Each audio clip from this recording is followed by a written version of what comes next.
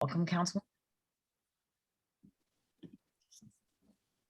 So good evening and welcome to the Town Board of the Town of Ossining Town Hall meeting for Tuesday, June 21st, 2022 and the summer solstice. Please rise and join me for the Pledge of Allegiance, and please remain standing for a moment of silence in memory of Virginia T. Martin, the wife of John Martin, former foreman of the Town of Ossining Highway Department. T passed away suddenly yesterday at the far too young age of 58. She was part of the town highway family for many years. Our thoughts and prayers are with John and his and T's entire family during this difficult time. Here we go with the pledge. I pledge allegiance to the flag of the United States of America and to the republic for which it stands, one nation, under God, indivisible, with liberty and justice for all. And please remain standing for that moment of silence.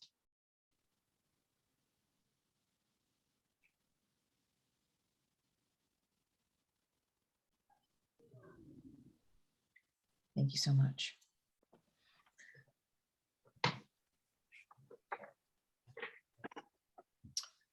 So I'm going to get started. This is a town hall meeting, as I mentioned earlier. We're going to get started with some announcements. First, I would like to acknowledge a special guest that we have with us tonight, Mr. Patrick Yost. Pat was recently recognized by the Westchester Recreation and Parks Society with the E. Mario Crabari Voluntary Service Award for his dedicated volunteerism to the town and village of Ossining. Pat currently chairs the Town and Village Recreation Advisory Board and has been involved in so many other community organizations and efforts, including running the Ossining JCYS for many years, working on the village's comprehensive plan, I believe serving on the Ossining Children's Center Board. Is that right, Pat? Did I make that up? Yeah, okay. And so much more. We are grateful for all that Pat does for our community in his very understated but pragmatic way. And we would like to recognize him with a certificate of recognition this evening that we weren't able to give him in person, but we're happy to be able to do it here this evening so that the entire town of Ossining knows how much we appreciate you, Pat, and recognize you for all that you do for our sporting community, as well as the community at large. So thanks again, Pat, and we know that you are very well deserving of this recognition that was given to you by the Westchester Recreation and Park Society. Congratulations. Thank you very much. Do you want to say anything? Have anything to say, Pat? Yeah, I think that, one, I thank you very much to everybody, and then two, I think that these sort of awards are always a little bit of a misnomer, right? Because the reality is that yes, they put a bunch of time into it, but the reality is that we can't get anything done without a whole slate of other people involved, right? Whether it's the rest of the Recreation Advisory Board or all of the volunteers in Ossining JCYS baseball and softball, or the people at the Children's Center, or any like the planning committee was, there are 100 people involved with that, right? The comprehensive planning committee. So, well, I really appreciate it, and thank you very much. And not the least of which, none of this gets done without the town and the village, the entities themselves. So, one, thank you very much, but two, there are a whole lot of people that this this goes along to as well. So thank you. Thanks, Pat. And typical of you, you just took the opportunity to recognize everybody else, but we are happy to recognize you for being a team leader and a willing participant and a willing volunteer in so many worthy causes here in Ossining, especially our youth recreation and sports. So thank you again. I think that you may not even be in the country right now. We're happy that, that you're up in Canada. So. Up in Canada. Okay, so hope you enjoy it up there. And you don't have to participate in this town meeting if you don't want to. Of course, you're always welcome to stay, but we just really wanted to recognize you. Anybody else who is a recognized participant in this meeting wants to say anything nice about Pat before we let him go? Yeah, I would. Coach, congratulations, Pat. We got the chance to work together with the JCYS, so it's been great. And like I said, when I heard you won this award, I wasn't surprised at all, because like I said, you've been always here for the community, and you do. So I hope you stay around, continue helping us move forward with all our projects in the rec and in the village and town, hopefully in town, first of all. Thanks. Thank you. Anybody else? Who knows? Yeah, I just want to say thank you for your dedication to the kids, the youth, and to our community. You've been doing it for, well, we won't say how long. Because then you Long know time. how old I was. But just thank you. And, you know, it's an honor to work with you. Appreciate it. Thank you. Congrats, Pat. Hey, thank you. All right. A man of many words. Like, this is perfect example of like people that wouldn't, none of this stuff would get done without people like Mario, right? So thank you. Oh, thank you. And Bill, I think, Bill, you actually nominated Pat for this award. Is that true? Am I right about that? I can't even remember now. Yeah, that's true. And, you know, Dana and Karen Diatori helped write the nomination letter. But it was, you know, something that since I've only been with the village and the town for 4 years, and Pat has been on the Recreation Advisory Board when I started, and just was somebody that I looked to help me kind of navigate the waters of Ossining. And I can't imagine, you know, not having him. It made my life a lot easier getting to know Ossining and how everything works. So I do appreciate Pat, and hopefully he's going to stick around for a little while longer and help us out even more so in the next coming years.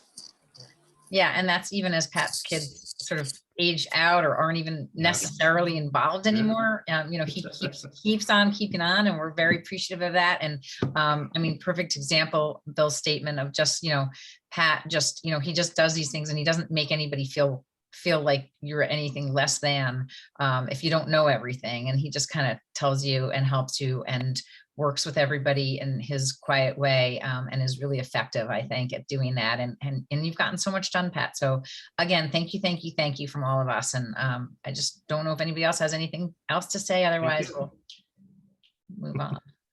Appreciate it. Thank you very much, everybody. Thanks, Pat. See you soon. Yep, no, let's stick around for a while. Okay. All right. And you'll stick around. That's good too.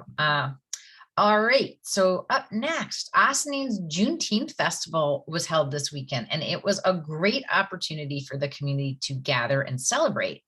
Two of the town's very own, Kevin Moore and Eddie Banta, were recognized by the Juneteenth Festival organizers. Both Kevin and Eddie were recognized for being part of the 40-ounce crew, which is a group of people who step in to help the community and with various needs, including meals and visits when someone is sick. They were there for everybody during COVID. Kevin was also recognized with a Trailblazer Award for being the first Black foreman in the town of Ossining. Congratulations, Eddie and Kevin, for your well-deserved recognitions and for all you do on a daily basis on behalf of the town. Today is Make Music Day. Musical events have taken place throughout the day in and around the town of Ossining, plus the villages of Ossining and Briarcliff. I even had an opportunity to take a guitar lesson with the award-winning Mike Risco, instructor extraordinaire at 16 Croton Avenue earlier today. You can probably catch it on YouTube someplace. I'm not sure you really want to listen, but you know, it was only my second lesson. The fun continues tonight with the Mike Risco Band at the Boathouse for open mic night and a harmonica jam. Participants will get a free harmonica. I don't blame you if you decide to hop off the Zoom and choose the free harmonica instead of our town board meeting. It's okay, folks. You can do it. Speaking of the free outdoor music, we're gearing up for summer music at the waterfront with the kickoff of the Ossining River Jam, formerly known as our Summer Waterfront Concert Series and Food Truck Fridays. The fun starts Friday, July 4th with our fireworks show to commemorate Independence Day. Shout out in advance to our Parks Department and both town and village for getting everything looking spick and span for those large crowds that we anticipate this year, since we haven't had fireworks since 2019. Food trucks will start serving at 5 p.m. And our very own from Briarcliff, Pablito y su Latin show will start playing the Latin tunes at around 7 p.m. And fireworks start when it's dark enough, which is usually a little after 9 or so. Count on great food trucks, great craft beverages, and lots of fun for the whole family. Of course, I would be remiss if I didn't mention our sponsor, our gold sponsors, Sing Sing Kill Brewery, Mike Risco Music, New York Presbyterian, and the town of Ossining, as well as the Greater Ossining Chamber of Commerce. Don't miss the concerts that are going to be every Friday night following through Labor Day weekend, except for August 5th, which is when we will have the Firefighters Parade, which reminds me the OFD inspection dinner will take place on Saturday, June 25th. Come see our apparatus and our companies looking their finest, and you will see why we have one of the best, if not the best, volunteer fire departments in the state of New York. Is that right? Councilman Minichia, would you agree? Okay, he agrees. Join the Community Equity Task Force for our 21-day Racial Equity Challenge, which started on June 18th. We will be reading The Sum of Us by Heather McGhee and engage in a series of activities intended to deepen our understanding of and commitment to racial equity. Follow along on Facebook, chat with other participants in the challenge Facebook group, and receive weekly email recaps by joining our Google group, which is Ossining-Equity-Task-Force at googlegroups.com. This week is the return of the St. Anne's Parish Festival, starting tonight from 6 to 11 p.m. The festival will take place every night until Sunday, June 26th. All your favorites are back: rides, games, and excellent food showcasing St. Anne's rich cultural diversity. This is not to be missed. And just as I wouldn't fault you for hopping off this meeting for Make Music Day, I also wouldn't fault you for doing the same for those clams on the half shell, the Filipino fare, fried dough, or great rides. There was so much good stuff there. The Juneteenth basketball tournament and family fun day takes place this Saturday, June 25th, from 10 a.m. to 8 p.m. at Nelson Park, with music by DJ Catch One, our one and only. I think that's Hope in Lemon. Make sure to stop by for morning mindfulness, double Dutch, kickball, food trucks, and online gaming too.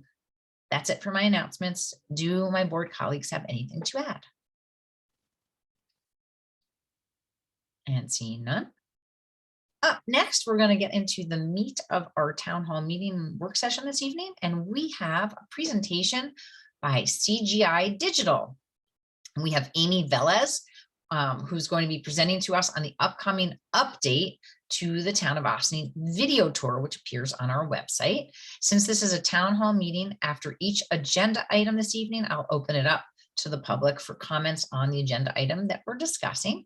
Anybody who would like to speak can raise their virtual hand, and we will recognize you on camera for 4 minutes. Thanks so much, and I'm going to turn it over to Amy. Welcome, Amy. Hi, thank you so much. And it's nice to see you all this evening. So yes, my name is Amy Velez. I am the Senior Executive of Government Relations and Strategic Partnerships here at CGI. And I wanted to see, is it okay if I share my screen for a couple of minutes? Perfect.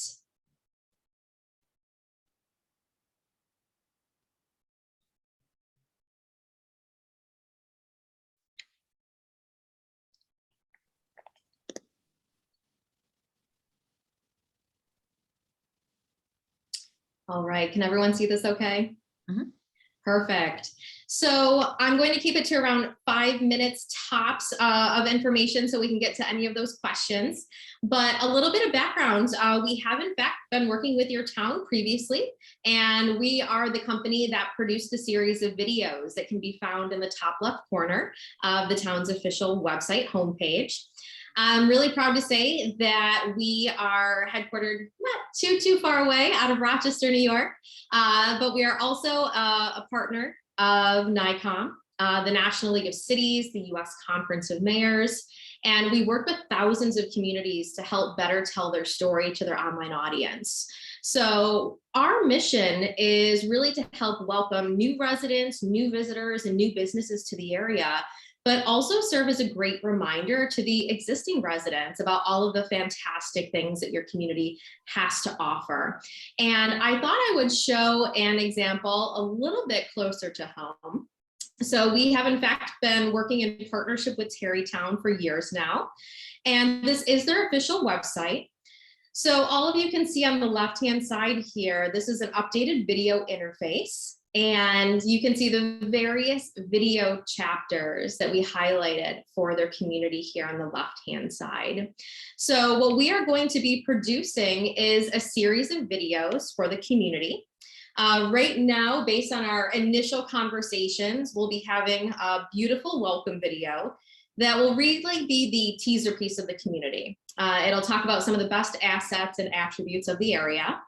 We'll also be creating a video on quality of life, economic development, sustainability, and then we're also going to dedicate a video to highlighting community organizations in the area, nonprofits. Oh, I'm sorry, did somebody have a question? Nope, okay. Must have been a little echo. So one of the things that we wanted to, of course, show you today was what that completed video tour looks like.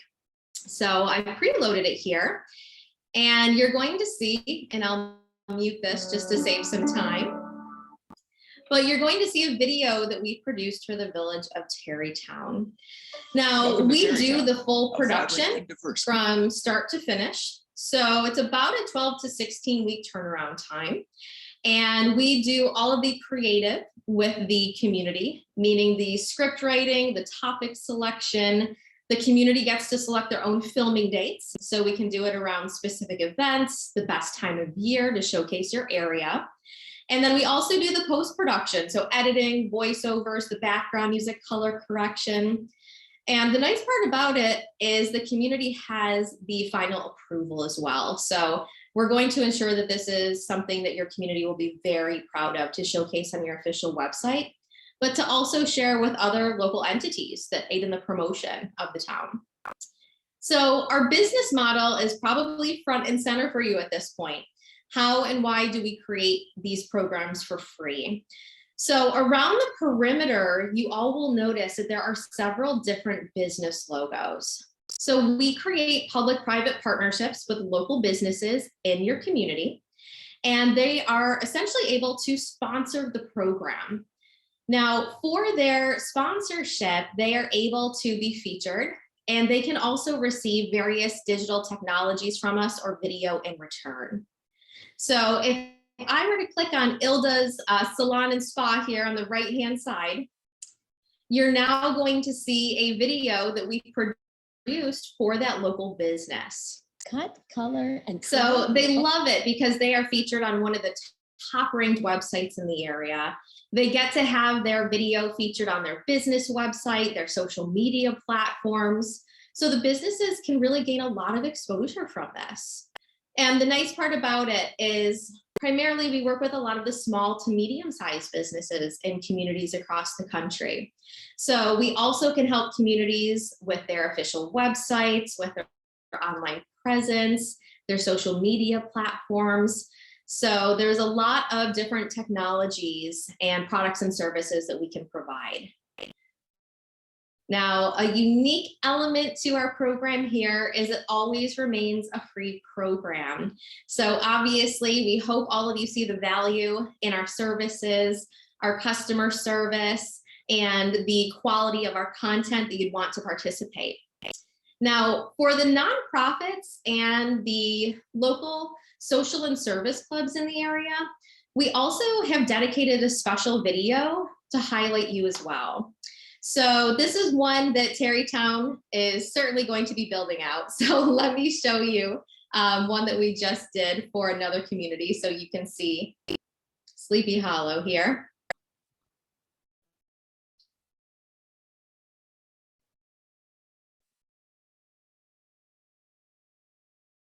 And sorry for the brief loads, is a video that highlights local nonprofits. So we can highlight a local Rotary, a YMCA, different community entities, and they're all able to be featured at no cost. You can see their library, their food pantry. So we're really, really proud of this video chapter and how we're able to feature the local nonprofits at no cost. So that is really a very brief overview of some of the details of our initiative. We're really excited about this partnership and to enhance the videos for your official website this summer. That's wonderful. Thank you so much, Amy. I'm just going to open it up to the board before I open it up to the community. If anybody has questions or comments from the board about anything, this is a program that we've participated in with CGI for many years, preceding my role as town supervisor. And I think that it's great because it really does give us an opportunity to showcase so much of the attributes of the town and the villages as well, and also give I'd say a fairly economical way for our local businesses to get videos produced, because it's sort of like en masse, and they certainly do a very professional job. So thanks, Amy, for sharing that. And I'll just, again, if anybody on the town board has any questions about it, and you can see the current videos that are up on our website and whenever you want. Yeah. Dana, I just have one thing. Amy, do you have a minimum amount of business or participants that you need to make the site work, or do you cut them off when you get to a maximum also? Is there a number in there? As far as Great question. So, go ahead. yeah, great question. So we do not have a contingency as to how many businesses need to sign up for our program. I think the program and the community pride behind it really speaks for itself. So we don't anticipate 0 businesses signing up for the program, but again, there is no contingency. So if it's 5, 10, 50, we would still come out and update all of the videos for your official website at no cost. And then Maybe- do you allow do you have 'Cause I- multiple pizzerias or multiple businesses that are from the same line? Oh, I'm sorry, Dana, were you saying something as well? No, I was just saying to maybe just stop sharing the screen because there was like a little delay in your video. I thought maybe it would help. So, but did you hear perfect. Councilman Minichio's question about multiple of the same type of business? Is that what your question is? So we can feature multiples. We don't have exclusivity with our program. So if there were multiple dentists, if there were multiple real estate agents, they could all be featured on our program. Thank you. You're welcome. Any other town board questions?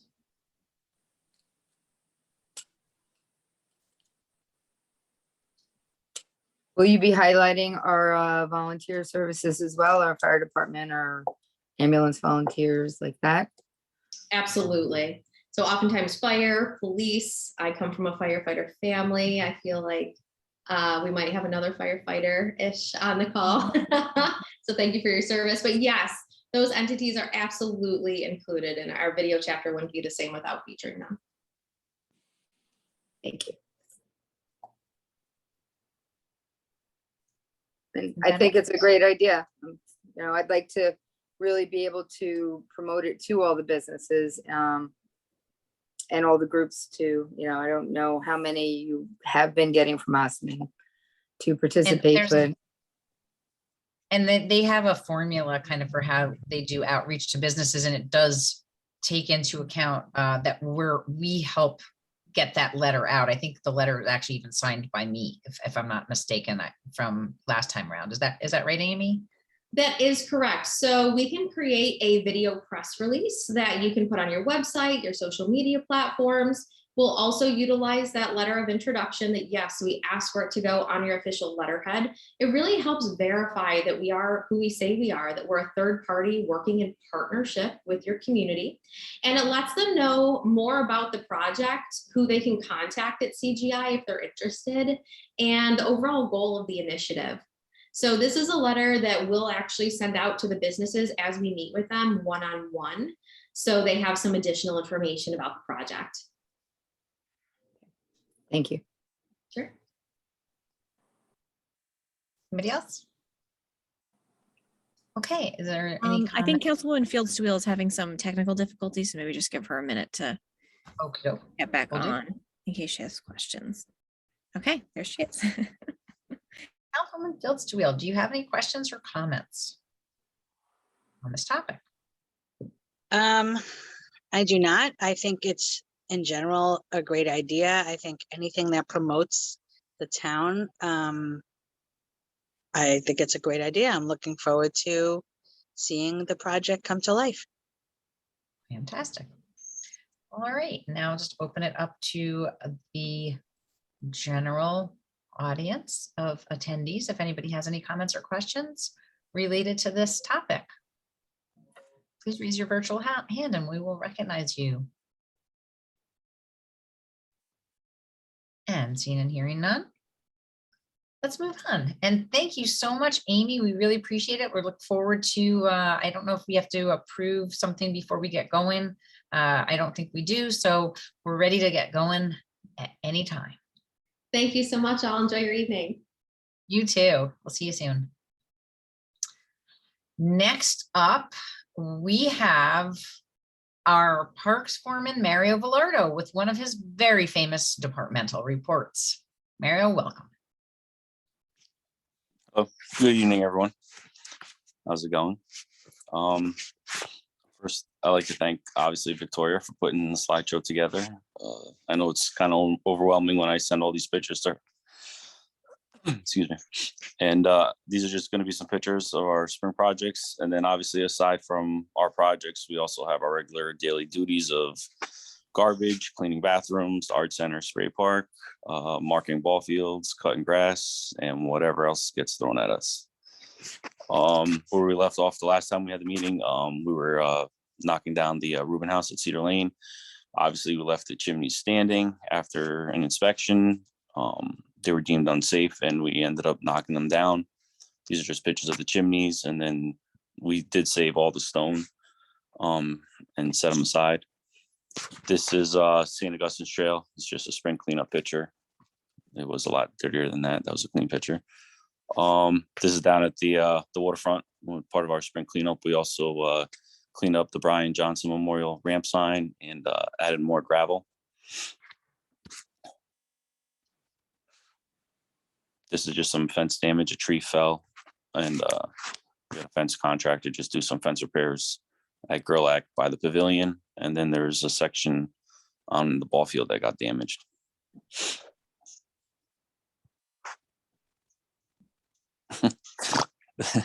This is just a picture of Alvin. He got mad because I told him to save the bricks. He was just messing around, but we also saved like the fire bricks for the art center. Keith had seen them and he asked for us to save them for him. So he's reusing those. This is just us separating concrete and cutting rebar from the concrete because the dump site where we were dumping it did not allow rebar in it. That project is pretty much wrapped up. That was just part of the foundation, more stones that we saved. So we have a lot of nice stones saved up. To replace all the ones that you used at Sally Swope. So now you have more to start another Yeah, project. they're a lot nicer. This is a catch basin repair at Gerlach Park. We just had to reset the inside and then put some concrete around it. That's with the grate on top. This was after cleaning our boat ramps and then putting the docks in, and I forget when it was, end of March, beginning of April. This was at the waterfront from the Boat and Canoe Club. We were told to just find out the catch basin. We had to clean a bunch of catch basins. This one actually, I guess it acts like an overfill. It just fills up and then spills out. There's actually no pipe. And then we also did some patch up work. Yeah, from storm damage that was done. That's just the blacktop. We patched up the holes. This is the letter E. It was for Earth Day. I know the last Earth Day before COVID hit, Susie had asked us to make earth signs, the earth letters. So when we had free time, we actually made these letters along with, we decorated them. That's the owner. What wood did you use? We used pallets, recycled just pallets. Nothing was bought for them. Pine cones we found in the parks. These You make were, that- Wait, can you go back to a second? What is that thing in the middle? oh, that's an eagle. Mark hand You- carved that. Hand carved, right? Yeah. Okay, yeah. Gotcha. These were, we made these, I don't know, back in 2017. We changed the style of them. They're just made out of cedar. We use them as barriers. They're a lot lighter now. And we started using them at Earth Day. Then we use them for the concerts, any event. We use them for the Halloween. Just pretty much any event that needs them, we use them.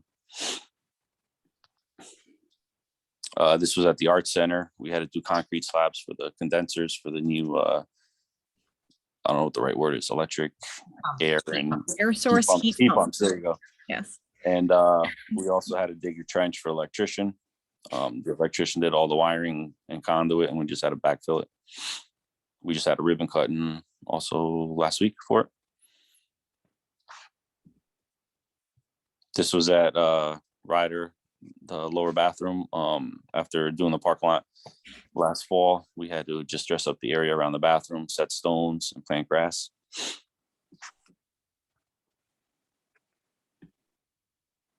These are just some pictures of dead trees. We had a lot of dead trees at Cedar Lane taken down.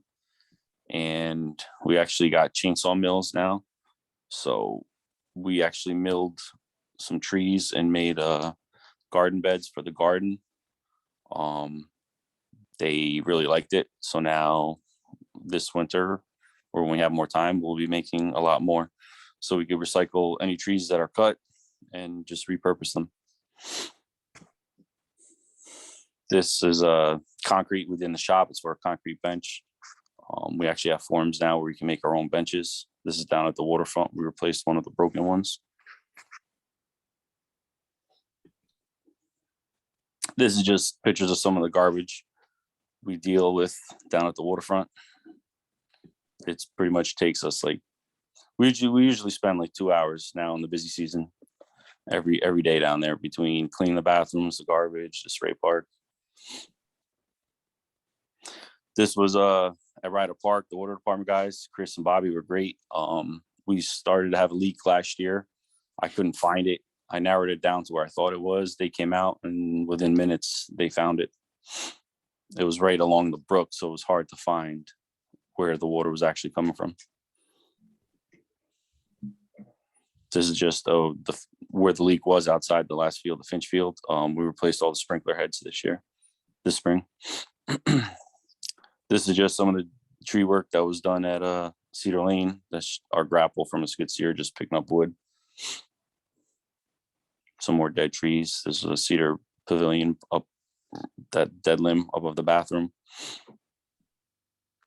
Just more dead trees. There's a lot of dead trees at Cedar Lane. We actually had our tree guy come out and pull poison ivy for us. He did this down at the waterfront, the rocks, all the way down to the point. Wait, he- excuse me. Wait, one second. That was a garbage full of poison ivy. Councilwoman Feldman, can you turn your camera on so I can see your reaction? It's about time. No, thank you. It looks great. Yeah, no, wouldn't- he does. But you had to hire the tree guy to do it? Like you guys couldn't handle it? We all get it. They're all allergic. We do it. I do it Everybody's here and allergic. there, but that's, yeah. But no, Mark is like, he's ended up in the hospital. He gets it very bad. Yeah, All we right, don't well, have Mark. Thank you for finding a creative way to get it done. I just needed it done and I appreciate it. And for us, time wise, like we just whip it and it grows back faster. Like, Yeah, so- no. Yeah. So he actually pulled them and so it worked. He said whenever like rainy days where he's not too busy, he'll come out. He started after this. He did start Ryder Park. I know Cedar Lane has a lot too. So we'll see. Gerlach, yeah, not so much. Yeah. There's some, but not a lot. And Sally Swope on my one tree. Sally Swope, yes. Actually, So, Buck Johnson. We will be back at Sally Slope soon. Thank you. Anyway, thank you. The riverfront does look very nice. Except for where they kicked holes in the stage. Again, Oh, no, I got a solution for that. I have it. We already picked it up. We're done replacing it with just regular lattice. We're doing metal lattice now, so they can't break it. yay. Thank you. So hopefully I'll have that up before the 4th of July next week. Awesome. This was at Ryder Park, some more of the cleaning with the river keeper sweep down by where we did all the buffer in the bags and stuff by the pond. Just some more cleanup pictures. Vines, we cut a lot of vines off trees and stuff. This is the food scrap compost for the give back day we do, where it's the, I guess, topsoil dirt is, or compost is made from the food scraps. This is the old fence. We're at Ryder Park, where we're gonna keep our horses and our goats. No, just, well, if the other picture came up, you would have seen it, but it's going to be the gaming area. That's what everybody's asking. It's like, what is this going to be? Are you getting horses? We're like, no, it's the gaming area. This took a while to do. We were trying to get it turfed, obviously for wear and tear reasons, and because I feel it's going to be an area that's going to be heavily used, especially when camp is there. But with the cost of stuff, it was real expensive. So we put down topsoil. We replaced the fence with post and rail fence to give it a more natural look. Topsoil, seed, and hay, and the grass is already coming up. Well, we put a temporary water sprinkler system there for now, just to get the grass to grow, and the grass is already coming in. And that's at Ryder Park. This is at Ryder Park. They're doing the trail connect, Shat Fork connect to the back of Ryder Park. This is just a picture of our brush hog that we just cleared the trail, and they're making a bridge up by the water tower that's in Shat 4, and they actually started the bridge today.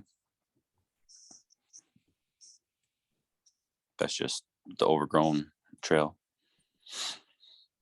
This is actually today we started the mulch thrower. We're doing wood chips on all the playgrounds this week. We did Buck Johnson today. We needed like another couple hours to finish, so hopefully if it doesn't rain, we can finish it tomorrow. That's an upside down picture of Alvin with the hose. There you go. So basically you feed the This picture doesn't work. You feed the machine with the mulch, one guy in the hose, and Mark just keeps bringing containers of wood chips from Ryder, and the machine just blows it wherever we want it. And I Okay, believe that is it. that is That's it. perfect, right? Ended all the way up to today. Fantastic. Pat, what do you think? Did you stay on for that? Fell asleep. I know I did stay on, and I think that's pretty amazing progress. You guys are doing good work. Thank you. Thanks, Pat. And I will also just share, I texted our controller at the beginning of this meeting to confirm when we can place the order on the baseball field fences for Ryder Park. And Monday is the first day that we can issue the purchase order. We've passed all the Nice. waiting periods and stuff for the bond, so that will be forthcoming very soon. And we also, do Yay. we have a playground on order as well? We not have a playground on order, but we have a grant in process. Okay, Swings should be coming next, I believe next month, well, July, for Gerlach Park. great. Finally, I know a lot of people have been waiting for them. Yes. And our superintendent of rec and parks, Bill Garrison, do you have any comments before I open it to the town board? For comment? Just, we get lots of emails and calls about problems that are in the parks, and Mario's team's always been really good taking care of them. If it's something up at the dog park that needs taken care of, or a lot of the projects like the fence at Gerlach or the drain basin at Gerlach, people were sending us complaints about, and they were already on the town parks radar. So but anything else that comes up, his whole team is really receptive and takes care of those things pretty quickly. So it's great. Thank you, Bill. Thank you. Anybody else from town board want to comment? Thank you, Mario and team. You know, I know that there's a lot of things going on, you know, I'm glad to see what a great job you're doing all over the place. So thank Thank you. Thank you. Thanks, Mario, for everybody. Give my best to the staff. They're doing a great job. That picture you took with the garbage, is that a weekend? Is that during the week? When you think? Both. Both. Yeah, it's. I mean, ever since COVID, we nearly tripled the amount of garbage down there. I know, like Albin's talked to some people. You got people come from Queens, from the Bronx, all over. But yeah, no, Connecticut. it's usually Connecticut, Thursday, Friday, Saturday, Sunday. I mean, now that school's gonna be out, it's coming forward like July, August. It'll be not every day like that, but pretty much. Right. And I'm taking into consideration that the garbage cans are full, right? That's why the garbage is on the outside? No, No? can't put a Corona box in a 55-gallon drum. Yeah. But no, yeah, no, it's sad because we literally have like 26 garbage cans down there, and like today there was more garbage on the floor than there was in the cans. You know, so what are you gonna do? It used to be that we could blame the birds, but now we have the covers, so we can't really Yeah. blame. I mean, sometimes the covers fall off, but for the most part, or people take them off, but for the most part, it's not the birds anymore. It really is just people who think it's easier to just leave it next to the garbage can or not even bother trying. It's really unfortunate. And I know that the village did a big outreach effort to try to get people to pay attention. And you know, we've had a number of conversations with Bill also about ways that we might be able to, you know, help encourage people to do the right thing. And we've had conversations with Ossining Police as well. And we're going to continue to seek ways to improve people's thoughtfulness about our environment and how they can help make it better for everybody. Because really, you know, it's about everybody pitching in. It's not, you know, somebody else should be cleaning up after you. It's you should be cleaning up after yourself. I happen to notice that in the audience, I believe we have Susie Ross. Am I right? Susie, can you raise your virtual hand if I'm right? If that's you, I'm not 100% sure it's you. Okay, so this weekend at the Juneteenth festival, we tried to do zero waste, and I was hoping maybe we could recognize Susie to see how that went, because I believe that Parks covered up a number of the garbage cans so that people would be directed to our zero waste effort and learning more about how they could not leave everything such a big mess, and also, you know, compost their food scraps, etc. So Susie Ross, hi. Hi, can you hear me? Mhm. Okay. Also, I have a wrong ID there, but it is me. I think it's a difficult thing to judge this past weekend because I think a lot of people were very, you know, there were a lot of people that were interested and came over and talked to us, but it was predominantly because the catering was using compostables. And so they were interested then that they didn't have to throw out their garbage in the normal way. They were interested in using that as it was for us an educational opportunity. But, you know, I think regular garbage people just, you know, attending, you know, any event or just going to the park, it's a big, there's an educational element to it that I think works at a festival that probably wouldn't always work if you were not standing around showing people this is where this goes and this is where that goes. They ignore signs. So there is a human element in conversation that helps with that. But I don't think that putting more garbage cans out or labeling them is really going to solve the problem. I don't know what will. I wish I had an answer.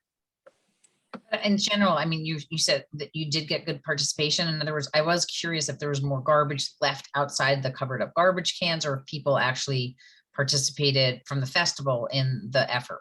So the part of the park that we put plastic bags over all the garbage cans up to the beach area, and a sign on each of the garbage cans that asked folks to stop at the Green Ossining booth to participate in our zero waste. We separated garbage there, so that was our educational opportunity. At the end of the day, we had one full toter of compostable things, maybe a quarter of a toter of regular garbage. and maybe a quarter of recycling. So everybody was composting because they were kind of forced to. Well, that's great, but you can also see how much of the garbage can actually go back into recreating healthy soil. So that's really nice to know Yeah. that if we make the effort, you know, we can get there. I know that one of our challenges is having enough of those toters and actually having people overseeing them. I don't think you can just leave out the green toters and expect people to actually separate it correctly. You know, you do have to have some sort of oversight, except for, I do think that, you know, the program at Cedar Lane Park for the food scraps recycling is successful because you have people who are dedicated. I'm not 100% sure because I don't hear complaints about garbage, but we do have somebody also overseeing that. So for the most part, I think that, you know, that we're doing very well with that program as well. But it's I good to agree. know, Yeah. grateful for your partnership with this last effort. I know, I believe that, I can't remember if Emily Sack had said she wanted to work on it for July 4th, or if you want to work on it for the fireworks, but you know. let us Oh, know. I'm not so sure about that, but it is actually, I mean, it is a great opportunity to engage with the community. It's amazing how many people really don't understand anything about composting. And when you get the opportunity to talk to anybody about it, and you can actually show them the compost. I saved some of the compost as a sample for Juneteenth to actually show people what compost looks like. And they just were floored that, you know, compostable servingware actually can be turned into compost soil.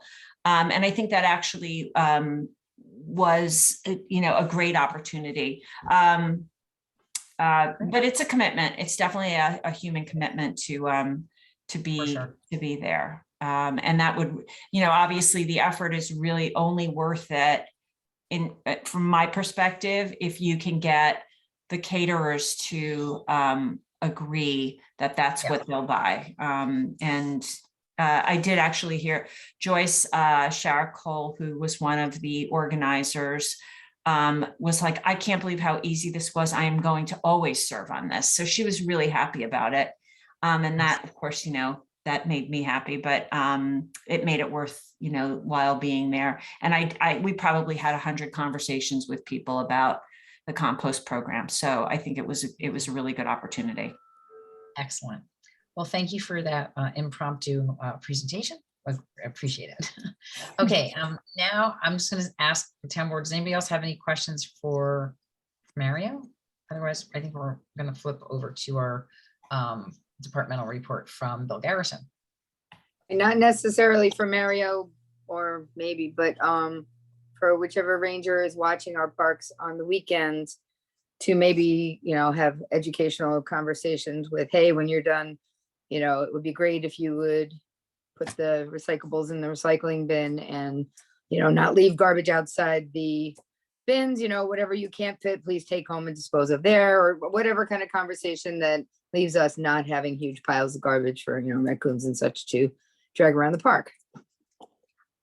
I think we need a train the trainers opportunity for that. And I will turn it over to our next departmental report, and Bill Garrison, our Parks and Recreation Superintendent, to follow the theme for your report, and maybe if you have any ideas to respond to Councilwoman Feldman.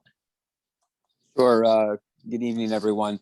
You know, the park rangers are not necessarily talking about or educating people about recyclable and garbage, but educating people about what our rules and policies and laws are in the parks, and trying to correct some of those behaviors. So hopefully that kind of trickles down as well. So we can certainly put that out there to the two guys that are doing the park ranger duties, and you know, have them address some of those issues as they see them.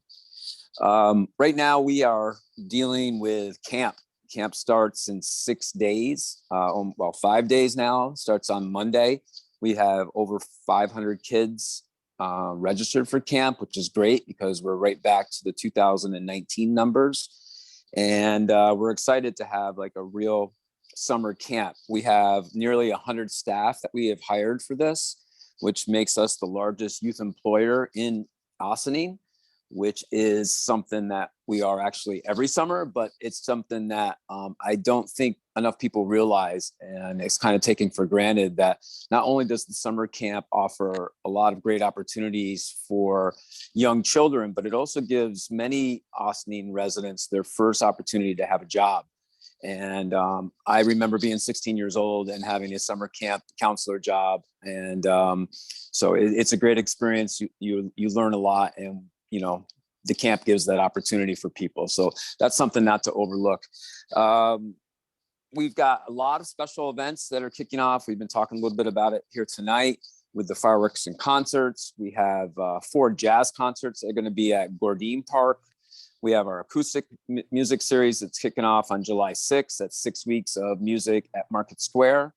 And we also have our family entertainment, which is another 6 weeks of different entertainment that'll be at different locations, Market Square, Waterfront, and Nelson Park. We're planning a big family game night that we're looking forward to with a DJ and the Bubble Bus, which apparently is very popular.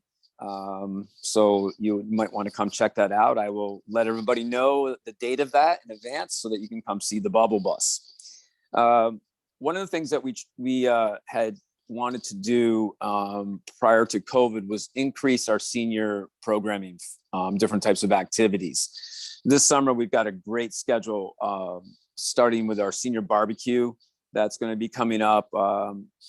We're also planning a couple casino trips, an ice cream social at the waterfront, a baseball trip up to Fishkill for the Renegades game.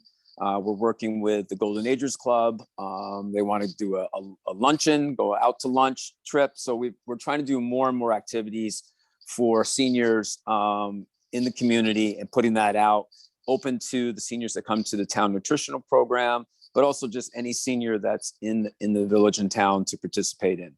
And we look to further increase that type of social and recreational programming. As Mario said, the parks are busy. We've got a lot of reservations for pavilions. Almost every pavilion is being used now on weekends. Almost every picnic area at the waterfront is being used. We received a number of calls, people angry that there was no parking at the waterfront because there were so many people there. So it is getting used a lot. The ranger is down there quite a bit addressing issues, but as we ran into about a week or two ago where, their loud music was playing, it was addressed by both the ranger and the police. And then half hour later, loud music's back again. So it's something that's, ongoing to try to address. The parks, ball fields, we have our men's and women's softball league, the town league is continuing. We have, that's every Monday through Friday, those games are going on. And that runs right through middle of August. So that's a busy time. And I know Mario and his guys are always getting those fields up and ready. And, a lot of times it's the work that they do that makes it happen, because we have rain overnight, no sun, no wind, but they're able to get the fields up and going so that, people can have a recreational ball game that night. So that's great. Not many departments would try to do that. They would just say, oh, the field's not ready. So, you can't play. So thank him and his guys for that. Of course, back to Lewis Angle, we got the spray pad. We put up a lot of different signage down there about, rules for the spray pad. Rules for the parks, the picnic areas. So it's an ongoing thing, but I think overall, considering the number of people that are in and out of the parks, things are going really well. The parks are meeting its purpose, and what I mean by that is they are, fulfilling the needs of the users of the park, but also we're maintaining the serenity of the park, the cleanliness of the park. And I think that's something that we can all applaud, the staff for as well.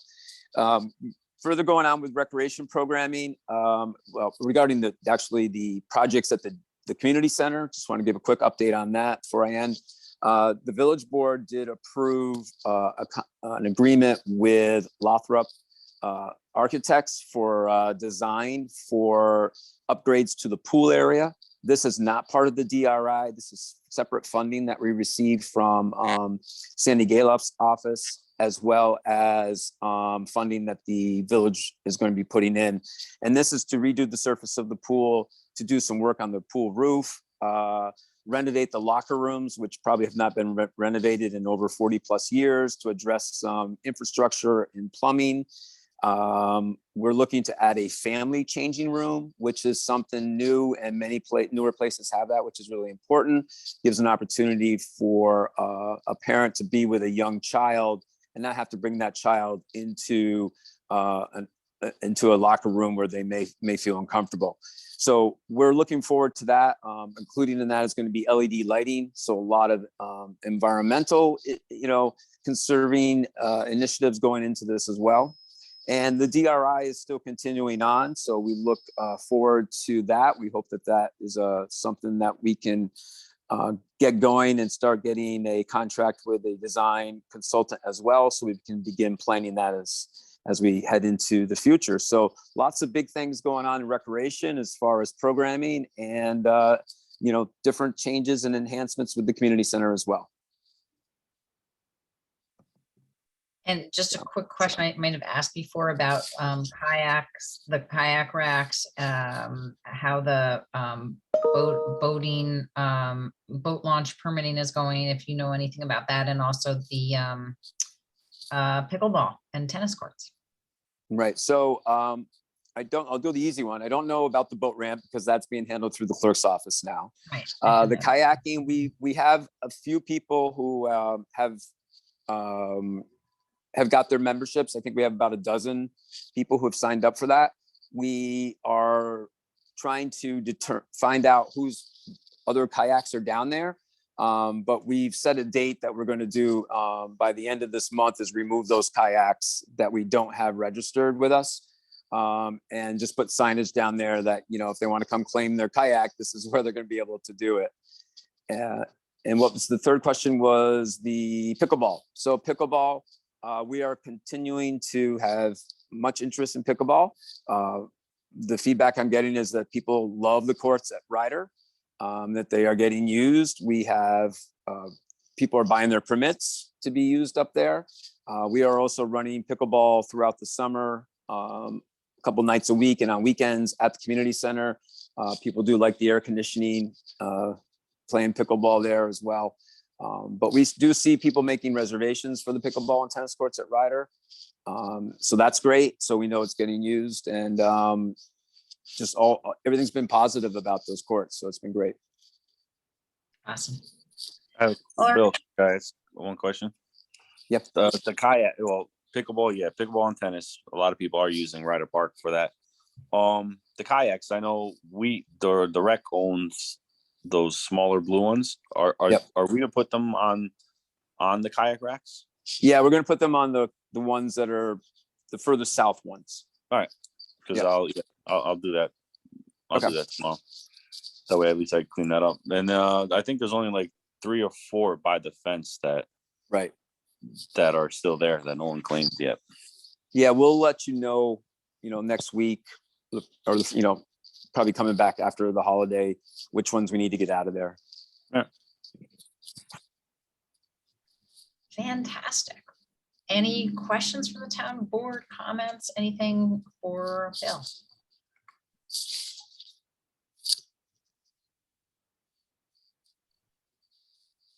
Pat, you got anything? Yeah, so I mean, the one thing I'd say is that, and this is like everything that Mario and Bill just went through is, just a continuation of kind of like the conversation I had at the beginning of the call, which is, there's a lot that goes into getting a lot of stuff done for the parks and recreation and the community, and from that perspective. And for me, it's just great to see so many of these big kind of wow projects that we've been talking about for years, bluntly, starting to come to fruition, right? Whether it's, some of the stuff at the waterfront, or fencing, or, cleaning up the rec center, and, all those things. It's just really great to see that stuff start to come to fruition. And the town and the village will really benefit from that for decades. Absolutely. And again, we're grateful for all the direction and guidance that we get from the Recreation Advisory Board and partnership and basically, you know, acknowledgement of how important our Parks and Rec programs really are. So I am so thankful, Bill, to all the work that you and your department do to continue moving our programs forward, to help us rent out our pavilions, monitor and, you know, oversee the park ranger program. And Mario, you guys are amazing. I mean, all of the small projects that you do, as well as keeping up with all of the regular parks maintenance and getting the fields ready. And, you know, we really do have an incredible amount of programs that are run at so many parks and a very, very lean staff. And we know that, and we appreciate all that you do. And I probably, because of it, you know, we keep asking for more because you know, you do have an incredible capacity. So we're grateful for everything, and thank you. And unless any of the other my board colleagues have any questions, or we do have one again, one attendee, which is Susie Ross. Susie, I don't know if you have anything that you want to say. I know certainly since the last time, I think since the last presentation, we had the Earth Day Festival. Is that true? Did that happen and we just didn't bother to show it, or what? Was that within the last presentation? I did not do, are you talking about what Mario has done?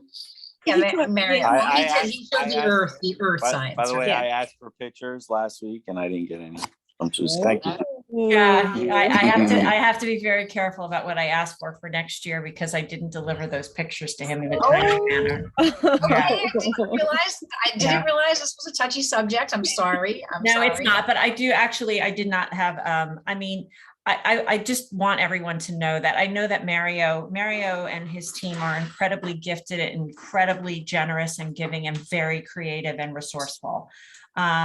And over the last several years, I think every year, part of the success of the Earth Day Festival, and remember, we are the largest in the county, is really the really nice little touches that the Parks Department does to, you know, make it such a welcoming and beautiful festival. And I feel like every year they just up their game, and it's not, they don't, you know, I know they fit it in. I think that part of their resourcefulness is sort of a labor of love, but people come to our festival because it's on the river.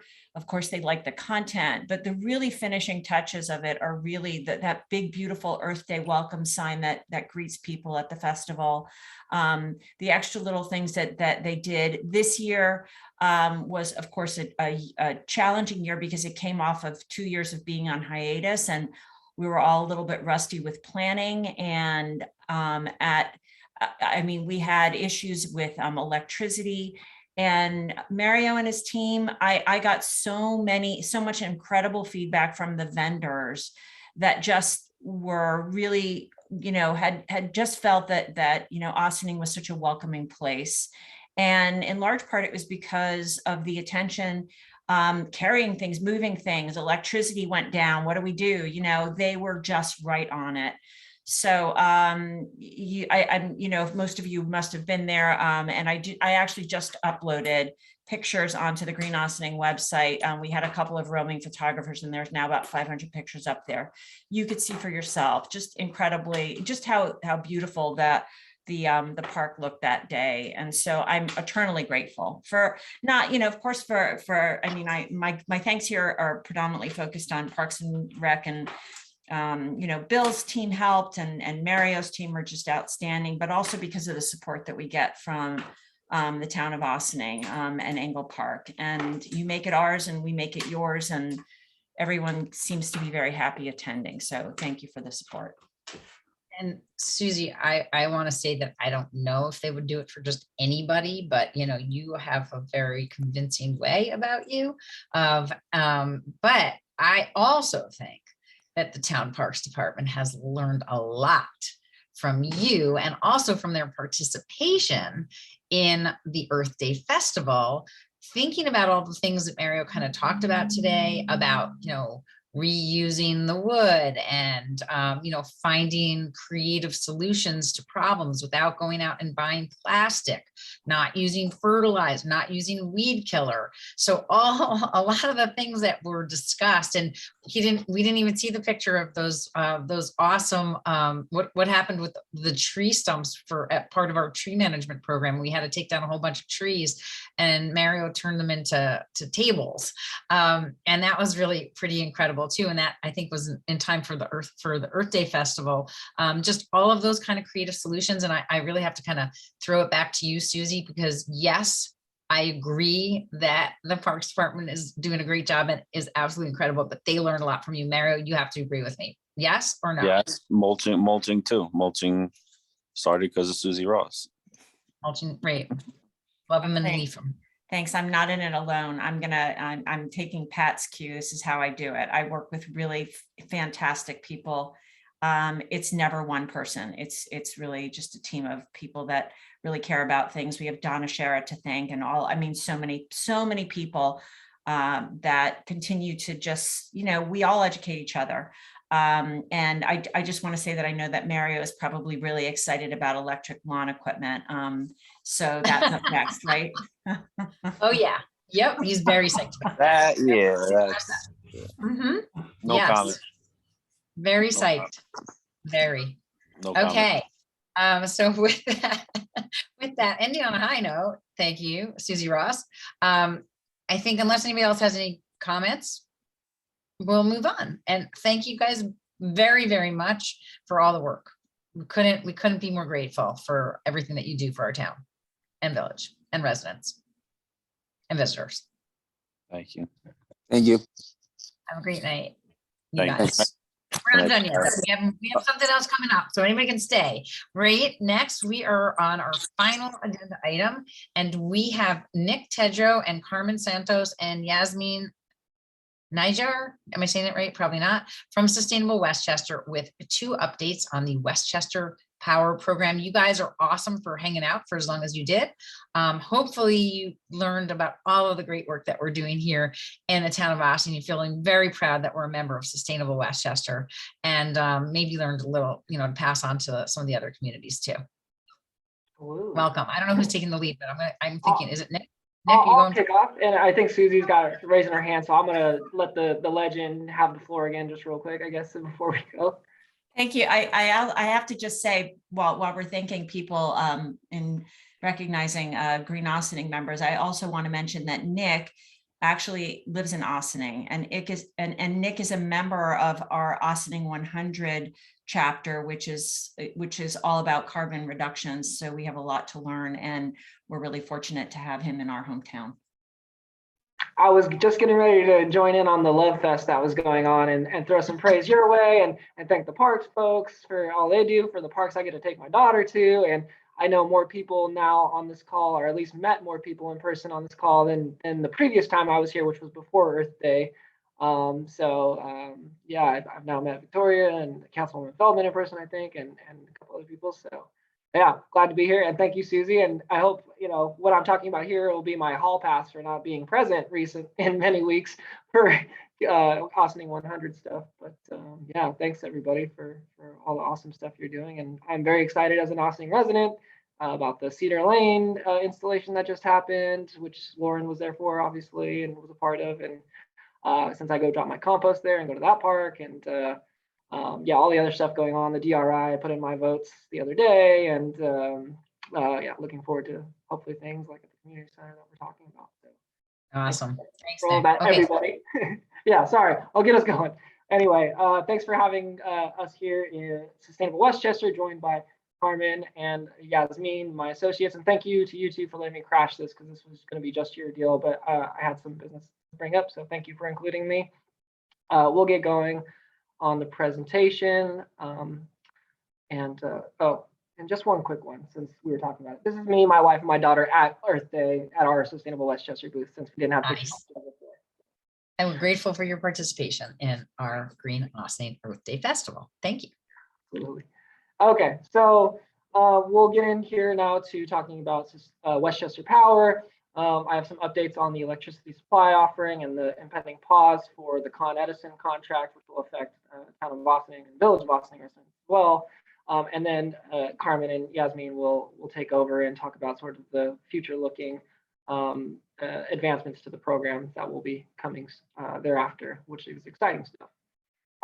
So Sustainable Westchester, for anyone who's not familiar, we're a nonprofit consortium of the municipalities in the county offering shared services that the individual municipalities wouldn't be able to perform on their own. So, in numbers, we have power and ability to do great things like Westchester Power and moving a lot of important sustainability environmental initiatives forward to build a healthy future for our community. So this is just a snapshot of the stuff you all are well ingrained and familiar with about what we do. Won't harp on that. Westchester Power is here, what we're here for. And I know you all are probably pretty familiar with the CLCPA goals we have that are very ambitious and nation leading for New York State in terms of renewable energy adoption and greenhouse gas emission reduction and targeting, importantly here, and what Carmen and Yasmin will talk about in great detail later, this direction of benefits to disadvantaged communities. So let's get into it. The Westchester Power Program, 29 participating municipalities now. Not sure if last time I was here or not, Yonkers was officially on board. They are officially in the program now. So that's a huge boon to the program itself. Obviously, Yonkers being a huge city. We're a vetted and overseen program through the New York State Public Service Commission, and we have an opt-out model for the electric service offering. So again, we're here to talk about two different offerings, the electric supply, and then preview the solar credit enhanced community solar offering coming Q4 of this year. So focusing on today, like I said, I'm going to recap sort of the work that's been done to date around the contract extension that we've been working on, and you heard about the last time I was here in efforts to work that out with the current supplier and what's sort of happened to prevent that thus far. Overviewing the certain conditions that we're living in now with this energy market and the program, and orient you to the new schedule we have for next actions and larger plan. And then again, like I said, Carmen and Yasmin will talk about the solar credit, which is going to be a really cool thing. So answering a lot of questions about what it even is, how it operates with the electric supply offering, if they're compatible, all the different benefits it can offer and how it expands the actual ability for the program to do more and really serve disadvantaged communities. So in terms of the electricity supply update, a little formatting there, sorry about that. But, as you all know, Westchester Power is offering affordable, clean, renewable energy at and standard option as well at competitively priced fixed rates. So with the goal of mitigating CO2 emissions through this collaborative program, we've got roughly 145,000 households now with that addition of Yonkers, really, a significant portion of the county participating in this program. So. And something to highlight here, not available for assistance program participants, but folks on low-income assistance programs and utility programs, for instance. So we'll be addressing that with the solar credit offering here. But just another snapshot about the general program features and benefits and structure. Collective power, so by all of these communities banding together, like the 24 Con Edison municipalities, we can really leverage through a competitive bid auction the best competitively priced electricity supply contracts for residents and small businesses for renewable energy, which is, of course, the main purpose of why we're here and what the town of Austining defaults residents and small businesses to, that renewable energy. So leading on that in the county and the state. And then other important feature, the fixed rate pricing. So we've seen, this past winter, especially how the prices skyrocketed, volatile ways in January, especially. Folks will remember their Con Edison bills being particularly absurd. So that stability and assurance of what to expect month to month is a real benefit for a lot of folks, especially those who are very conscious about their monthly expenses. So, and then, just generally community investments. We're a community-based organization. So by being a participant in the program, you're reinvesting sort of into other initiatives and programs that are going to benefit the community and meet these mission goals we have at our organization. Rather than giving more money to Con Edison, I guess. So just another key points as we're talking about how the program is structured. Reminder that this is an opt-out format for the electricity supply offering. So this enables us to really maximize that bulk purchasing power we have as communities and go out there and really get the best pricing possible. And always had a default supplier. Previously it was the utility, but now you actually have an option for the first time, folks who participate in your area. So it's a consumer friendly program, no contracts, fees, or penalties again, and coming and going as you like is really easy for folks if they decide, this isn't for them or they want to come back. Really easy. 2 supply options, as I mentioned, the renewable and the standard. And then savings, we don't guarantee savings through the program since we can't predict what the utility will charge month to month. So that's important. We always try to emphasize that. But fortunately, we've done really well recently, and over time, over history, we've been really competitive for both the supply options against the utility. So I'm trying to click. There we go. And just a snapshot of that breakdown here. So the current contract, this is come towards the end of an 18-month term since January 1st of last year, and you can see the Con Edison average has been 8.33 cents per kilowatt hour, which is actually higher than both the standard and the renewable by a fairly significant amount. And obviously, we're going to talk about this here shortly, this trend in the energy market and the volatility, increased price we're seeing, and that's really where that comes in, that difference in price, what we've been seeing the last several months. So, and then just all time, even, the Con Edison rate, 7.6 cents per kilowatt hour.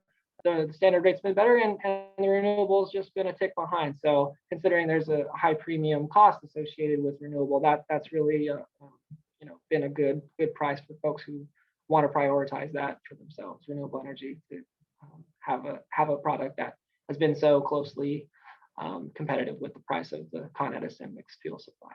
So again, this is just a community vetted program that has a lot of oversight and compliance involved, so folks who want to participate can feel assured that it's really legit and closely monitored. We provide that fixed price cost stability through the fixed rate.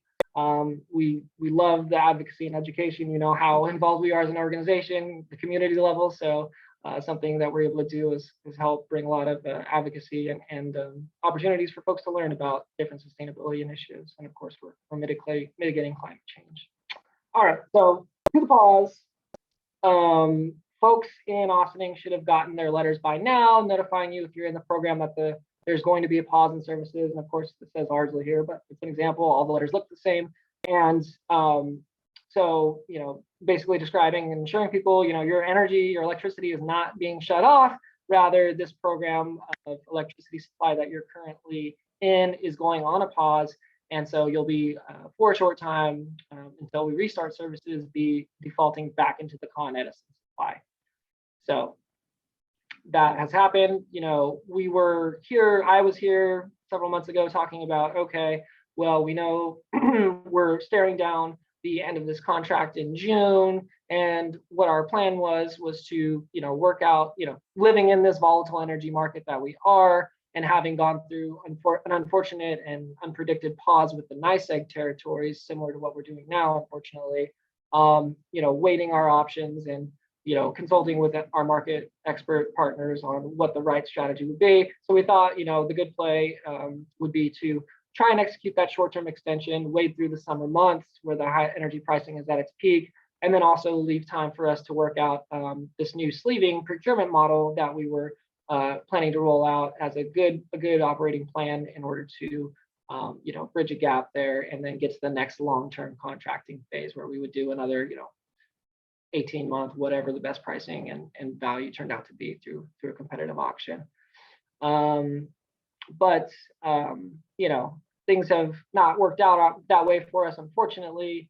We've faced a lot of volatility in these months since January to March, when we've been in April and beyond now, where we've been trying to lock in on a price with municipalities and get this extension executed, and that's been elusive to us. So now we're reorienting and just focusing on going to that long-term contract solicitation, where we'll do our normal practice as you all are used to with our renewals, and try and lock in for a longer-term fixed rate. So just as additional context here, so you can visualize it a little bit about the energy market itself. When I talk about volatility and extremes, I'm sure it's not a secret here to everybody when you see what's happening with gasoline prices and other commodities, or things out there that you have to buy in general. Prices are going up. So that's due to a lot of factors. It's been happening again, basically since the summer of last year.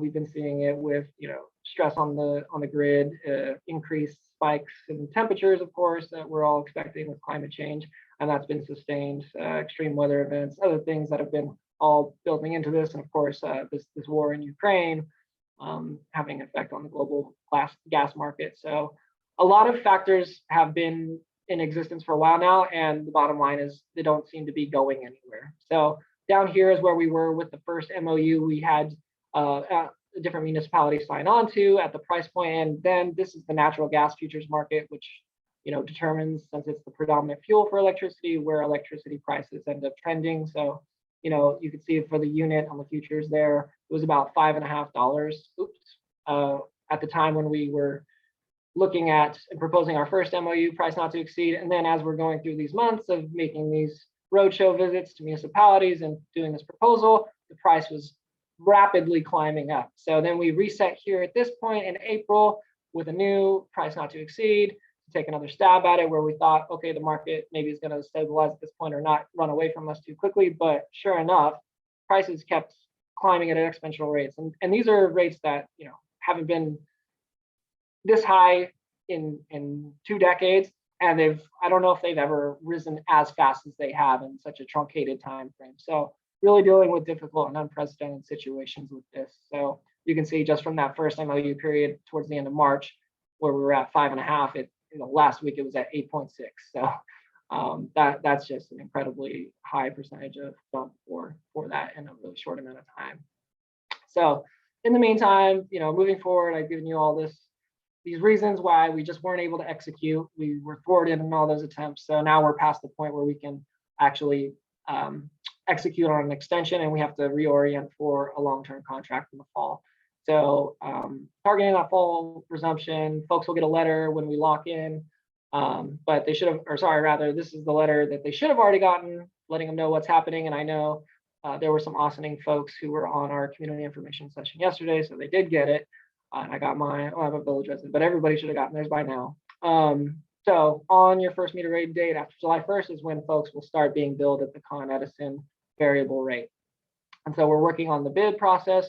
That'll be, we're really pressing right now. We have a handful of muni presentations every night. I was just talking to the Bedford board earlier, and now I'm talking to you all, and Dan's out on the road places. So we're really pushing hard so we can meet this timeline, all these obligations we have for compliance for DPS rules, to bring the program back online as soon as possible. So that would be the fall, if we were to just stick to our timeline and be able to go out and do a solicitation bid around July 11th, 13th, somewhere in that range is what we're targeting. So having all the municipalities on board by that point, so we can go to the solicitation knowing what our full capacity demand is for these ESCOs. So upon getting that agreement executed, we'll send out another mailing, and it'll just be typical business as usual with renewals. Folks will get all that information about what they can do.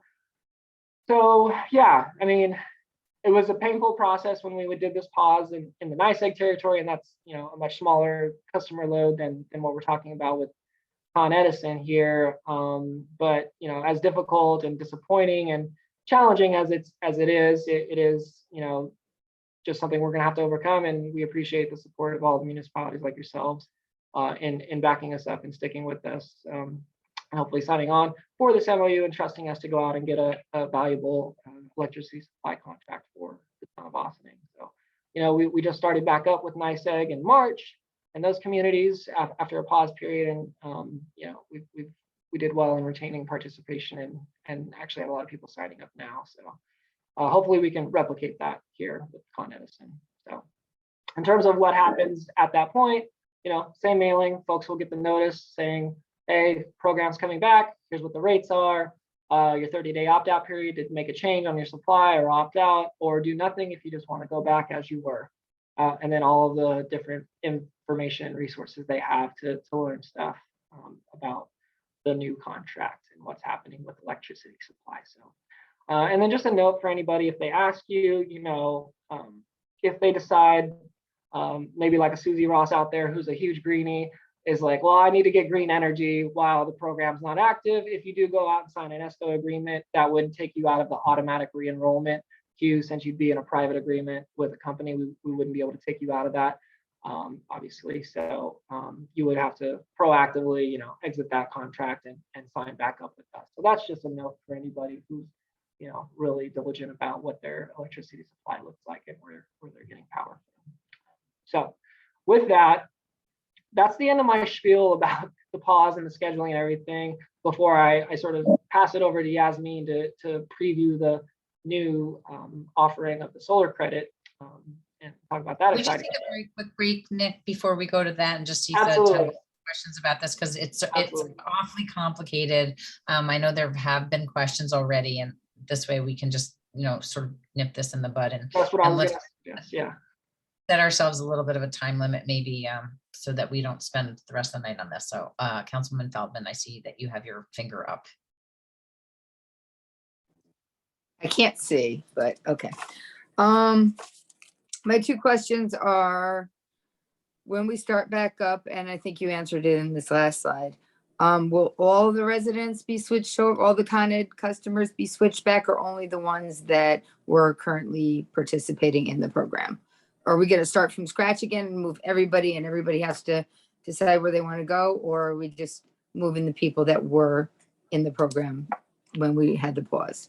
Great question. Yeah, so it'll just be those folks who were already in the program at the time of the pause. If anyone's previously opted out before, that decision still remains effective, and we would never again bring them back into the program. So we would just be working off who's in the program at the time of this pause, and then when we get back to the point of restarting, we'll see who's opted out maybe, or we do our filtering from that last pool of the participants at last activity, and then go from there with new. So people who've opted out before will remain opted out unless they decide they want to come back proactively, and wouldn't be brought back again in this pause situation. Okay, and my other question, are we sure we want a fixed rate in this volatile market? I mean, I know you have people who are on it, just seems scary to lock in at such a high, crazy time. And I Yeah. am, it'll come down in the fall, presumably, but a fixed rate at this point kind of scares me. Just I know you have market experts, but Yeah, no. Well, even they, these are unprecedented times, so no one truly knows or could tell you what's going to happen or what the best decision is, today or next month. What I will say is, one, there's an incredible value that this program offers to residents. So by, not having it even available, that's a deficit of resource for folks to actually participate and have an option aside from Con Edison. So, there's an inherent value of just having the program back and running. But to your point, we don't want to just arbitrarily go out and sign us up for something that's going to be really, untenable for people to be a part of in the long run. So we are, as we normally do, we take these solicitations, we look at bids for, 1 year all the way up to 3 years, and we assess, okay, where's the price point? What's the value add of considering this time? And of course, consult with market experts who, right now are telling us there's no end in sight for a lot of these pressures that exist that are pushing and keeping electricity prices on the rise and high. So, we're working in a difficult situation, to be sure. So we can't make any guarantees or proclamations per se, but we think we're taking a very deliberate and approach to this, and making a lot of thoughtful judgments about what the best actions are for the program that are going to be in the benefit long term for residents. So when we get closer to that period, we'll be thinking about all the factors and what the world looks like at that point, and be making a judgment based on that. And folks like the supervisor on our CCA subcommittee and help guide us through those decisions as well, and give their input and insight. So we have a lot of good support and resources around this work we do to try and get that best value. But that's a great concern, important concern to have that we share as well. So we are moving past the summer months when we're looking at the solicitation. So those are typically the highest price months of the year. So that adds, a little bit of cushion if we're thinking about getting outside of that and looking forward, because future prices right now are considerably lower than what the spot prices are for the near term. So we'll see what happens in the coming months, but it's definitely a tricky task we have for sure. Thank you. And I will say that the CCA subcommittee does ask all these questions ad nauseum, I would say, and the conversations often go on for a very long time. Are there any other questions from anybody else on the town board for Nick at this point about the CCA program?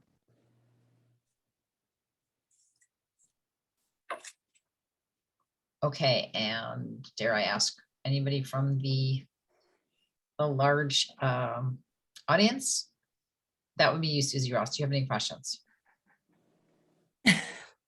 Liz asked mine. I was actually really thinking about the 1 to 3 year contract period. So, so thanks, Nick. I think that was very helpful. Yeah, absolutely. And you know how to Okay, get so me, Susie, so. I think just because I think the most people that are paying attention to what's going on in the market have expectations that renewable energy is going to continue to fall, or else it's not really an incentive for people that are looking for price. So Yeah. it's important. So thank you. Yeah, absolutely. I'll pass it to Yasmin and Carmen then now, who will carry on. Exactly. Thanks. Thank you, Nick. So I'll start with sharing my screen. And we're very excited to speak with you about the new offering that the Westchester Power Program has. It's called the Westchester Power Solar Credit Offering. So what it basically is an enhanced community solar or share renewables offering in which these solar credits or financial benefits are provided to eligible participants on an opt-out basis. This basically helps us support solar and energy storage projects that are local. And the offering seeks to prioritize low to moderate income households. And specifically, it is available to assistance program participants or those that are in the utility assistance programs. And we will be prioritizing APP households in the municipalities that participate in the solar credit offering. Oops. Cool. So is this offering compatible with the electricity supply offering? Yes. Per the PSC, eligible customers can participate in both offerings. The one exception is that assistance program participants are not eligible to participate in the electricity supply offering because it does not guarantee savings, whereas the solar credit offering does guarantee savings. I'm sorry about that. I'm going to cancel that for a minute and shut off my phone. Okay. And okay, so what is the timeline? You just possibly go back to that one slide, because I think yes, that sure. I'm a little confused by it, because on the top it says, is the solar credit offering compatible with our electricity supply offering? Yes. And then below it says assistance program participants. No. But isn't this for assistance program participants? Isn't that what the previous slide just said? So it is our goal to prioritize assistance program participants, and the first customer group that will be enrolled in the program will be assistance program participants. We are actually able to move on beyond that customer group, which I'll explain later on, but we are not going to very quickly. So maybe that's like 5 years down the line, 3 years down the line. It really depends on the solar capacity amount that we have to work with. It could be available to someone that has electricity supply, but that would be later on down the line. Is that, did that clear up your question? No, not at all. Okay, so let's just assistance program participants are low to moderate income households. Is that true? So it's usually low income households. So the moderate portion is not part of that. So assistance program participants are those households that are in the utility assistance programs. So it could be something like HEAP, or sometimes if they receive SNAP or food stamps, they're actually eligible to participate in Con Ed in this case, that's your utility. They're eligible to participate in their low income programs. So that is who we'd be prioritizing first. But after that, we would seek to enroll other households, and we will I see. So there's so people who participants in that are not part of the CCA. Is that what we're saying essentially? Yes. Okay. Okay, so they're not part of the CCA, but they're still receiving electricity benefit, reduction in cost benefits through other programs. Yes. Okay, got it. Okay, thanks. No problem. Thank you. Okay, so the timeline and geographic reach. We've submitted our implementation plan for the offering last August, and we're hoping that our implementation plan will be approved this summer. And we are hoping to roll out the offering fourth quarter of 2022. That means like the first municipalities would have gone through outreach and be given permission to send notification letters about this offering to their constituents by December 2022. This offering will be made available to all Westchester County municipalities. And we are right now actively speaking with as many as want us to explain the offering. So, okay, so how does the solar credit offering work? Well, Sustainable Westchester is going to be performing robust phased outreach starting the beginning of the fourth quarter 2022 or earlier. After that outreach is performed, we will then have a municipality basically be clear to participate in the offering, and we will be sending notification letters to eligible APP households in cohorts based on the available solar capacity. The residents will have about 30 days to opt out before being automatically enrolled. And the participants that do not opt out, they will be matched to a specific solar farm. They will be receiving guaranteed solar credit savings on their electricity bill each month. And it will be about up to 10% of their electricity bills. And okay, so what are the benefits? The savings of up to 10% on their electricity bills. So we would be potentially providing 30,000 plus APP households with about $62 million in savings over 20 years. And this could be as much as $9 a month for an average APP household. The residents will continue to receive their bills as they have in the past. The only thing is that they're going to have another line item that will basically translate to their savings that they're receiving through the program. And again, they're going to be supporting local solar farms, and they're going to retain their utility assistance program. So if they're in a HEAP program, it will not be impacted by this offering. They get to keep their preferred electricity supplier. So for the most part, most of them will be with Con Ed. They're able to choose now to just participate in this offering or just cancel anytime without any penalty. Okay, so benefits of the solar offering to our communities is that we're promoting climate justice. We are strengthening local economies with retained savings. We're stimulating local renewable energy development at scale, and we're having a good impact in our environment, and we're advancing our goals, our climate change goals. Okay, so we're going to continue to provide outreach. We're going to be providing collateral materials. Again, the residents will be receiving notification letters. We're going to have customer service as typical, and we're going to have a lot of resources in Spanish. Yes, me? Thank you, Carmen. As previously mentioned, our first priority to receive the benefits of our solar credit offering will be assistant program participants.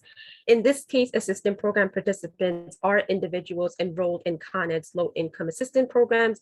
Like Carmen mentioned, some examples of them are individuals enrolled in HEAP, SNAP, SSI, and more. And this is because APP households face the highest burden of energy costs and therefore can benefit the most from any savings coming from New York's transition to clean energy. Once we have completed the enrollment of APPs, we'll move on to the next customer group, which are households located in disadvantaged communities, not enrolled in the utilities low-income assistance programs. Third, we'll be enrolling small businesses located and serving disadvantaged communities. And lastly, as we expand our solar capacity, we'll make this offering available to Westchester Power electricity supply participants and small businesses beyond disadvantaged communities. Next slide, please. As you can see on this slide, this chart was built using the American Community Survey 2019 5-year data and displays the estimate number of assistant program households within each municipality across Westchester County. Here you can see that the town of Ossining has an estimate of 28 assistant program participants. Although this number is relatively small compared to like large cities as Yonkers, Mount Vernon, and New Rochelle, it is our utmost interest to ensure benefits from our solar credit offering reaches all APPs across the county, regardless of which municipality they reside in, which supports New York State's rigorous goals under the CLCPA to bridge environmental inequities. Next slide, please. Continuing this chart, we have also included villages within Westchester County, which leads us to the grand total of approximately 34,700 APPs. And with thousands of eligible participants, there needs to be a methodology put in place to ensure we are directing benefits for communities that need it the most, which brings us to the next slide. As we continue to acquire further solar capacity, we will enroll APP households by census tracts in cohorts over the course of 2023 and beyond. We'll begin prioritizing census tracts that fall within disadvantaged communities with the highest statewide combined percentile rank. This combined ranking was developed by the Climate Justice Working Group under the Climate Action Council and considers both environmental burdens and population vulnerabilities. When a combined rank is not available, we'll be using the burden rank. After this, we will prioritize census tracts that fall outside of disadvantaged community boundaries with the lowest area median household income. Next slide, please. Here is a sample order of census tracts, which you can see is organized based on statewide combined percentile rank calculated by the Climate Justice Working Group. As municipalities are now receiving and reviewing the enabling laws we sent out, it is important to note that municipalities that adopt the law sooner will be prioritized for this offering over municipalities that adopt it at a later time. We estimate that we will receive approval from the Public Service Commission to act as an administrator for their offering this August or early September. Therefore, we highly encourage the town of Ossining to start the process of adopting the enabling law if you can during the summer. However, we understand if this is too soon, and municipalities who wish to adopt the enabling law later, like in September, can still participate in our solar credit offering. And with this, I'll pass it back to Carmen to discuss next steps. Thank you, Yasmin. So as Yasmin was mentioning, the next steps would be to adopt the updated enabling law. And we've provided this to you. We've sent it to you in May, and we can provide it to you again if you need it. After that, we will be sending the administration agreement. We likely will be sending this when the PSC approves us to be an administrator, and that will likely be in August. However, after you adopt the enabling law, we are able to start the targeted community outreach. And this targeted community outreach is very important one because we need to let households know that this is coming, and so that when they have the opportunity to stay in the program, they do, as opposed to opt out. In order for municipalities to specifically be approved, we need to provide a copy of the updated enabling law. evidence of at least 2 months of outreach and education post the adoption of the enabling law, and a sample notification letter for the municipality. Here we have a annotation that was adopted, that was the enabling law that was adopted by the city of New Rochelle in 2015.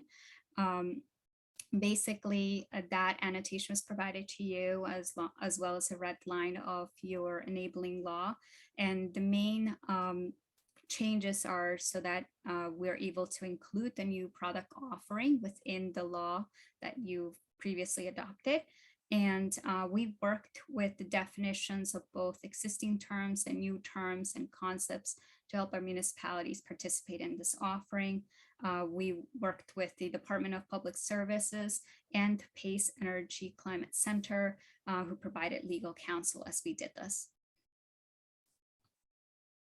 Here you can see an example of some of the changes that we made. Basically, we included new terms so that the enabling law could be applicable to both the electricity supply and the now CDG credits, our community distributed generation credits. We just want to let you know that basically the solar credits that we were discussing, or the community solar that most people are familiar with by the state, is known as community distributed generation. So that is what the law specifically says. The law, some other changes is that we try to, as often as possible, refer to the CCA framework order that is evolving every year and will continue to evolve. And so we want your law to stay as current as possible. So we've extracted some text and just refer to the CCA framework order where possible. And we also want to ask for your support as we launch this new program, or this new offering, sorry, under the Westchester Power Program. And that is that we know that you are involved with solar and energy storage projects, and you may be a primary stakeholder for them. So we ask that if there is an opportunity where you could bring in Sustainable Westchester, we could see if that specific project could be folded into the solar credit offering. And with that, we'll open the floor for questions. Great, thank you very much. That was certainly very detailed and thorough explanation of the program. A quick question just to the last comment that you made. At what point would we want to involve Sustainable Westchester with any of those conversations, since I don't think that at least one of those projects that the town has control over is totally complete yet. I mean, certainly not complete, although it's been approved. Sure. I would recommend along the earliest point that you're able to. Usually a company that is doing a community distributed project or a community solar project, they're looking to secure acquisition and management company by the time when they do the permit application to Con Ed. So they do an interconnection application. After that, they're looking to secure this type of like a company that could assist them with subscribing customers. And we at Sustainable Westchester, what we basically are doing with the solar credit offering is subscribing assistance program participants first, and then other households eventually to the offering. So is the permit application to Con Ed done after it's built, before it's built? Like where in the process of sure. like battery energy storage, for example, would that happen? It's before it's built.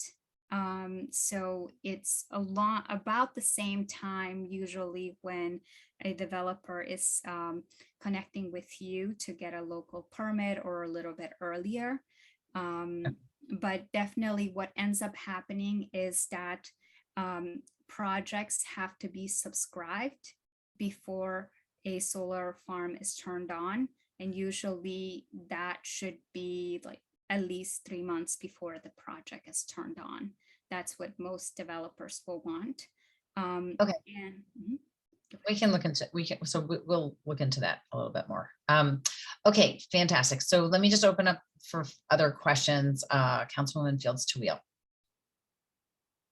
You have your hand raised. Yes, thank you. I would just like to request if all the slides from Nick and Yasmin and Carmen's presentations tonight, if you can please, I would request that we get a copy of them for us to go back and review. For me, this is a lot of information to digest, and I'd like to be able to, go through them again. They were sent to me earlier today, so I'm happy to forward along to the board now so you can take a closer look at them. Yeah, I'd really like a copy of all 3 presentations. Thank you. Anybody else? So you're saying when the project is being built, I remember when the Maryknoll project was being built, they had a sign up offering for community solar. I did sign up with it. I never heard back from it. But I did sign up for it. I have no idea what happened to that project, but is that the type of timing that when it would happen?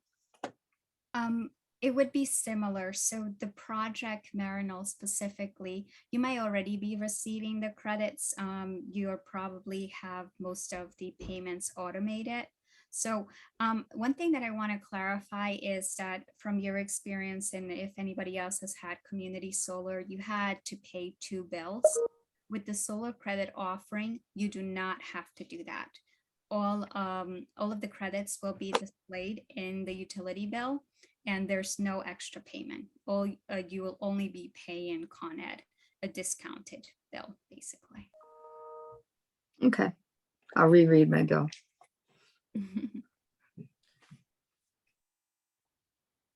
Hi guys. Thank you for your presentation. I'm the attorney for the board. Christy, you were talking about, you're still at the process of getting the implementation order to authorize this. Is that correct? So there is a master implementation plan that we filed last August.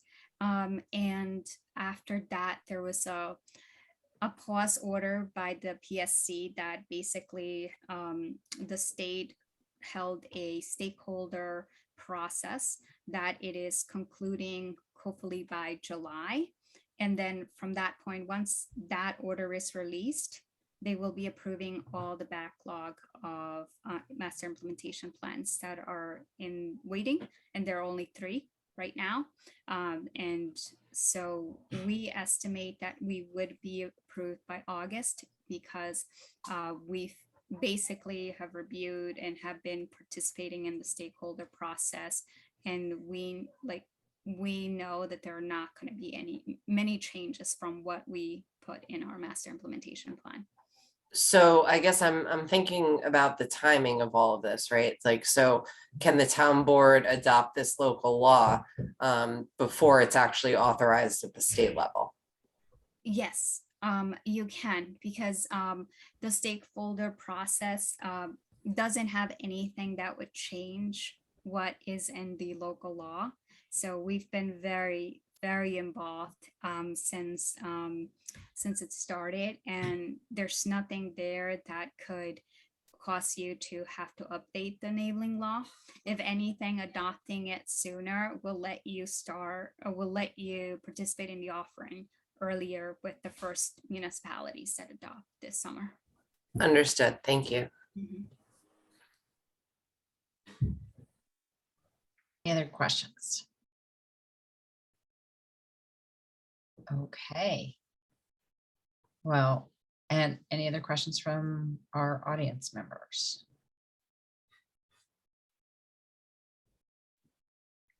Fantastic. Okay, well, thank you so much, Nick, Carmen, and Yasmin. We are very appreciative. We understand that there's so many complicated pieces of us participating in helping to improve our climate. And there's so many levels of it. And we're grateful to Sustainable Westchester for helping us, all of the municipalities that participate in navigating these difficult waters, but important waters to do so, because if we don't take a stand and participate in these programs, then we're not really helping do our part to solve the climate crisis. So we're extremely grateful that, again, that Westchester Power and Sustainable Westchester are working at high levels in the state government to provide programs that will ultimately and do ultimately help offset our greenhouse gas emissions and and help us to ultimately to decarbonize. So thank you again. And I think, it's my belief that the town board will look to adopt these local laws and opt into this program early, so that we can make sure that our residents who are able to participate at the earliest stages can reap the benefits of this program, and that we can continue to push demand for sustainable energy supply. So thank you. Thank you so much. And with that, is there anything else that anybody else feels compelled to discuss? If not, I would ask for a motion to adjourn. So moved. Second. All those in favor? Aye. Anybody opposed? Okay, so thank you so much for joining us to this very informative evening.